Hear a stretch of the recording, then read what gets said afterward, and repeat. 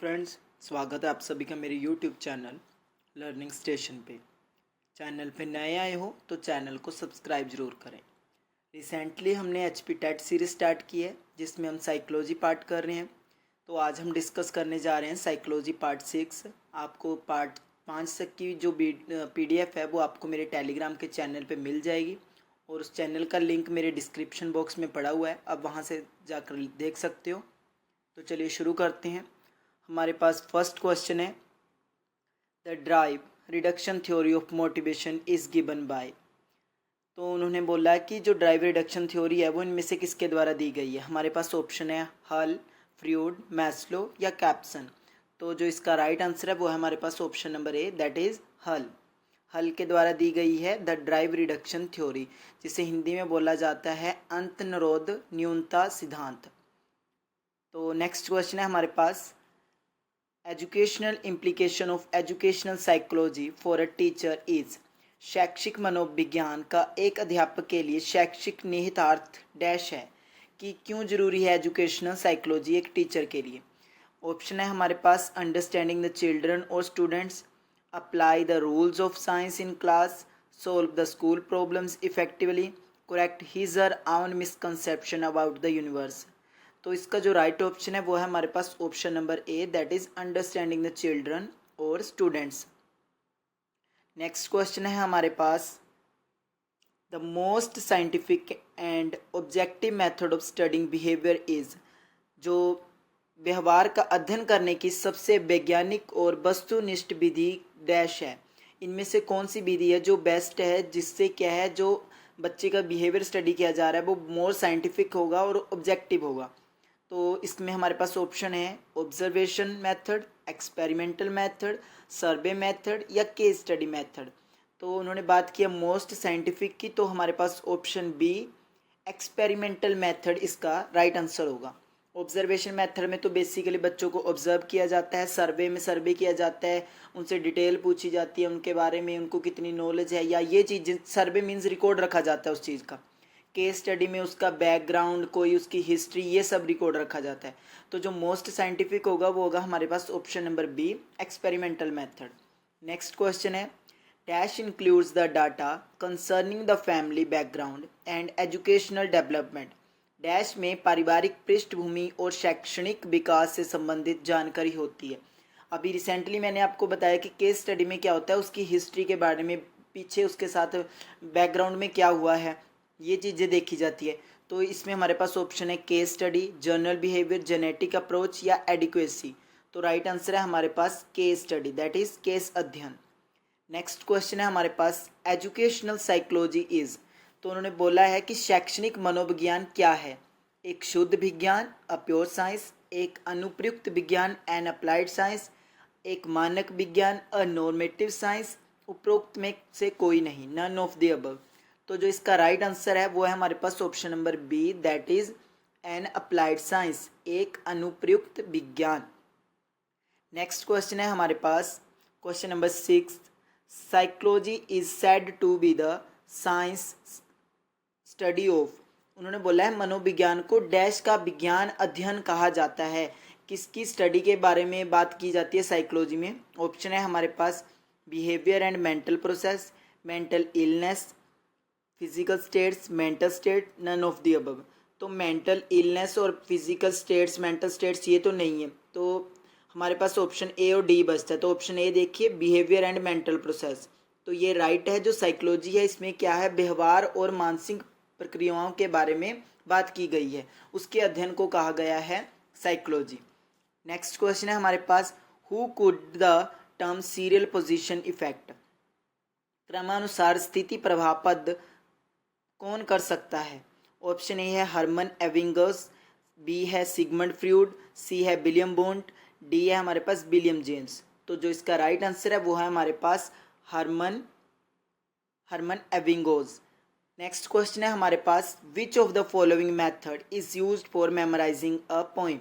निम्नलिखित में से कौन सी एक विधि एक कविता को याद करने में प्रयोग की जा सकती है।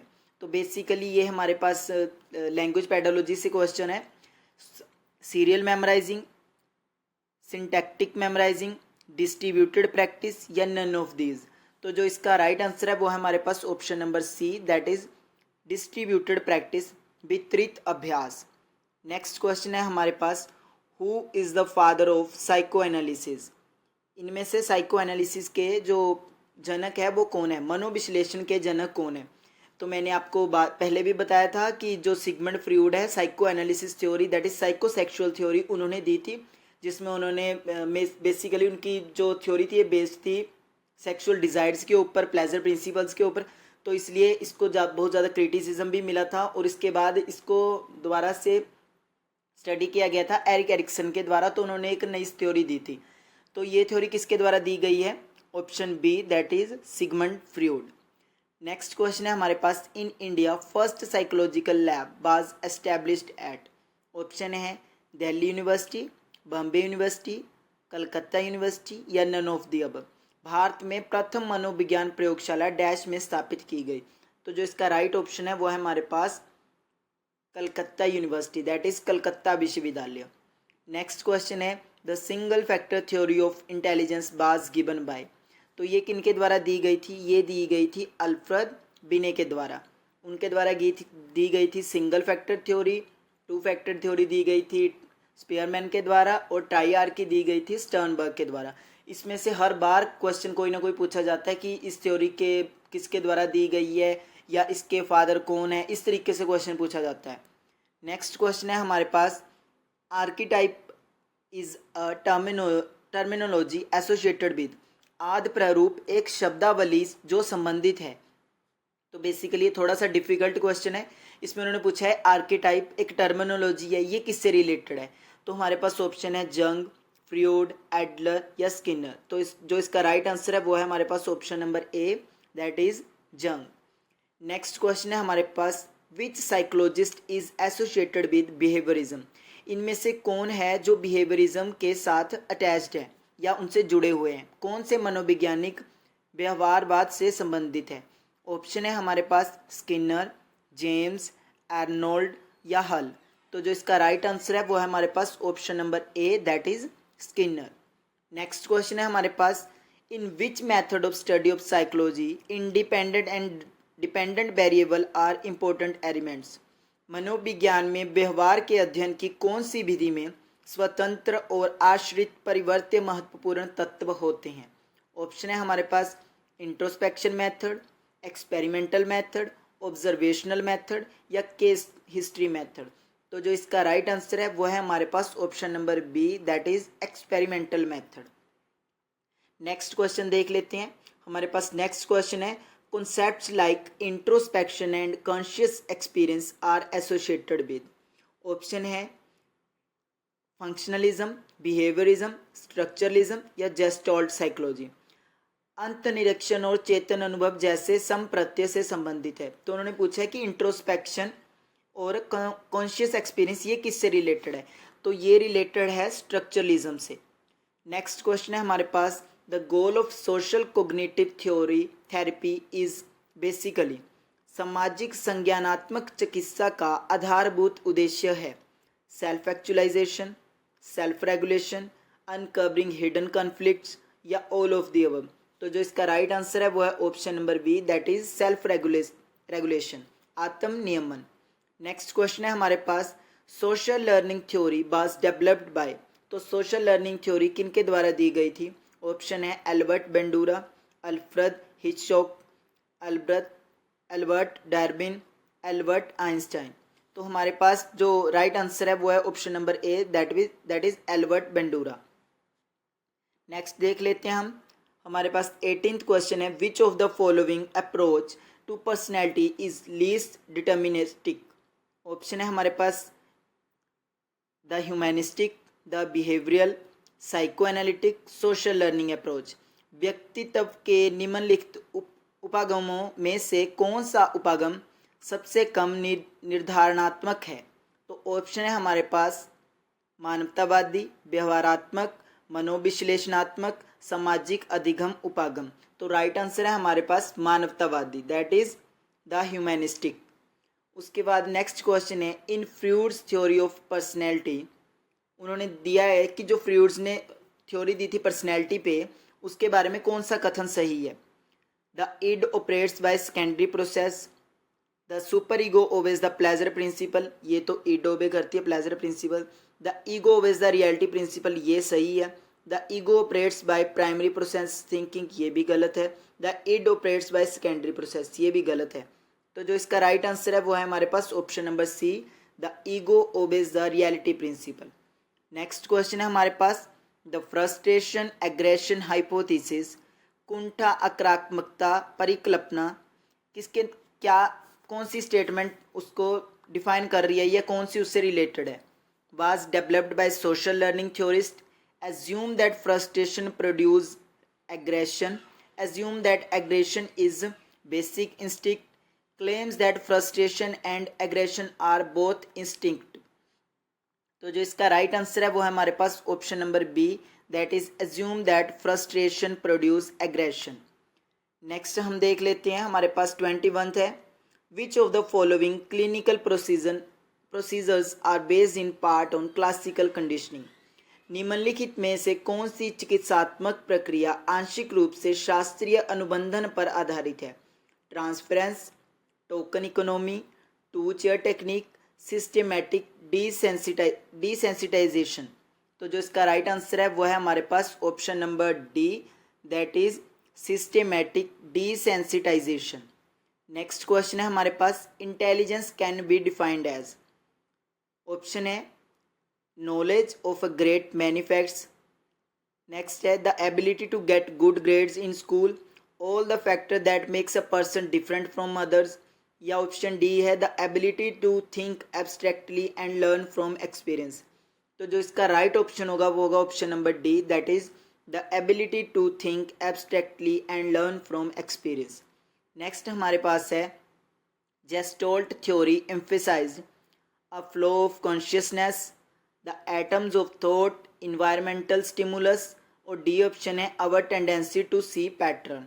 तो जेस्टोल्ट थ्योरी में बेसिकली जो जेस्टोल्ट साइकोलॉजी है ये होल पे फोकस करती है कि किसी भी चीज़ को, किसी भी प्रॉब्लम को एज ए होल देखना जाना चाहिए, ना कि बाय पार्ट्स। तो इसमें क्या है, option D our tendency to see pattern, कि किस तरीके से वो एक दूसरे के साथ जुड़े हुए हैं या क्या उनमें किसी तरीके का कोई रिलेशन है, ये सब देखा जाता है इसमें। नेक्स्ट हमारे पास है question number 24, in terms of efficiency in scanning information which one of the following strategies is considered the best. तो हमारे पास ऑप्शन है conservative focusing, focus gambling, simultaneous scanning, या सक्सेसिव स्कैनिंग। तो जो इसका राइट आंसर है वो है हमारे पास option number C, that is simultaneous scanning, सहकालिक अवलोकन। नेक्स्ट क्वेश्चन है हमारे पास, ये थोड़ा डिफिकल्ट है, Muller-lawyer illusion is likely to occur more in cultures characterized by, Muller-lawyer भ्रम की सांस्कृतिक विशेषताओं में अधिकतर होने की संभावना है। एक इल्यूजन की बात की गई है कि ये किन कल्चर्स में होता है बेसिकली। ऑप्शन है हमारे पास people living in rectangular and square buildings, option B है people living in buildings which are round and have few corners, C है people living in open space, D है पीपल लिविंग इन केव्स। तो जो इसका right answer है वो है हमारे पास option number A, people living in rectangular and square buildings. Next question है हमारे पास, the model of memory consisting of short term memory which serve as gateway to long term memory was propounded by. तो उन्होंने क्या बोला है, अल्पकालिक स्मृति से युक्त स्मृति का मॉडल जो दीर्घकालिक स्मृति के प्रवेश द्वार के रूप में कार्य करता है डैश द्वारा प्रतिपादित किया गया था। ऑप्शन है हमारे पास एविंगोज, क्रैक एंड लोकर्ट, टल्बिंग, या एटकिंसन एंड शिफ्रिन। तो जो इसका राइट आंसर है वो है हमारे पास option number D, Atkinson and Shiffrin. Next question है हमारे पास, बैकवर्ड कंडीशनिंग अक्कर्स, पश्चिगामी अनुबंधन तब होती है जब, उन्होंने कंडीशनिंग बोली है परंतु कौन सी बोली है, बैकवर्ड, कि वो कब होती है। ऑप्शन ए है सी एस यानी कि कंडीशनड स्टिमुलस, और यू एस है अनकंडीशनड स्टिमुलस। तो C S and U S are presented simultaneously, तो ये तो बिल्कुल भी नहीं हो सकता। C S is present first and US is present before the termination of CS, ये भी नहीं है।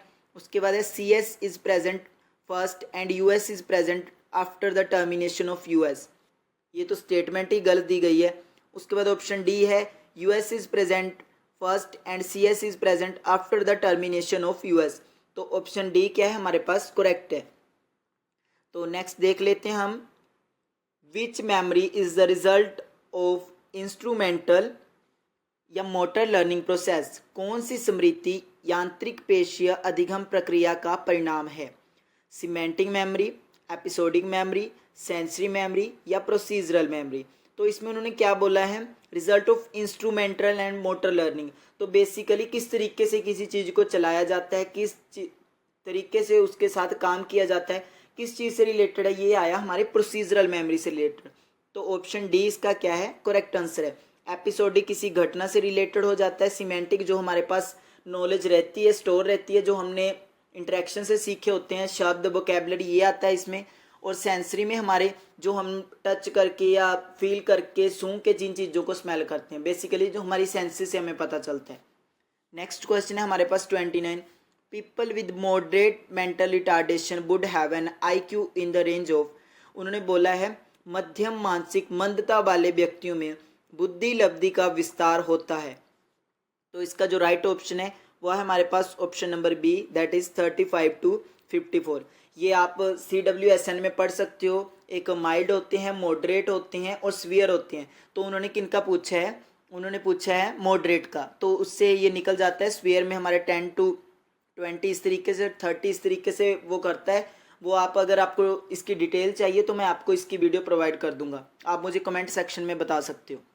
नेक्स्ट क्वेश्चन है हमारे पास 30th, to design teaching learning activities for a classroom to suit the requirements of the students, teacher should have a knowledge of, कक्षा में विद्यार्थियों की आवश्यकताओं को पूरा करने के लिए शिक्षण अधिगम क्रियाओं का अभिकल्प तैयार करने के लिए शिक्षकों को डैश की जानकारी होनी चाहिए। इसमें क्या है ऑप्शन हमारे पास, behavioural psychology, industrial psychology, abnormal psychology, developmental psychology. तो जो ऑप्शन डी है वो इसका करेक्ट है, दैट इज विकासात्मक मनोविज्ञान, डेवलपमेंटल साइकोलॉजी। तो आज के लिए इतना ही था। वीडियो अच्छी लगी हो तो वीडियो को ज़्यादा से ज़्यादा शेयर करें, चैनल को सब्सक्राइब करें। Thanks for watching.